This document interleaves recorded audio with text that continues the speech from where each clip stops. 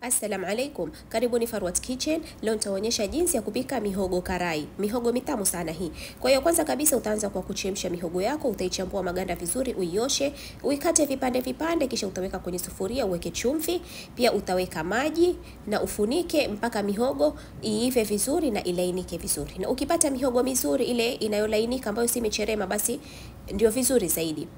Na hapo nimeongezea chumvi kwa sababu niliona ile chumvi niliyochemshia haikutosha, kisha nikaweka na pilipili ya unga na ndimu kama hivi.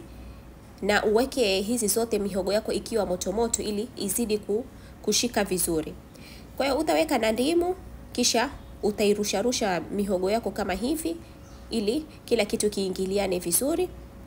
Na kisha utatengeneza unga wako wa kuchomea mihogo, utaweka unga, chumvi na rangi ya viazi au unaweza ukaweka manjano, kisha utaweka maji na ukoroge vizuri mpaka upate uzito unaotakikana. Usiwe mzito sana au mwepesi sana. Kisha utachukua mihogo yako, utaiweka kwenye unga na uanze kuchoma kama vile viazi tu.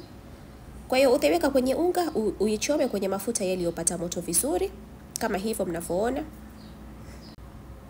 Na hii mihogo inanikumbusha tulipokuwa wadogo, ilikuwa ikiuzwa tukinunua, tulikuwa tunaipenda sana.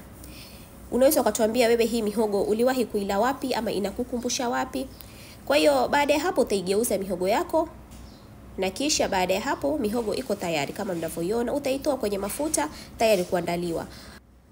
Utaandaa mihogo yako kwa ukwaju au chatini au pilipili upendayo na juice pale pembeni. Asanteni sana kwa kuangalia video hii, mpaka wakati mwingine, kwaherini. Tafadhali msisahau kusubscribe.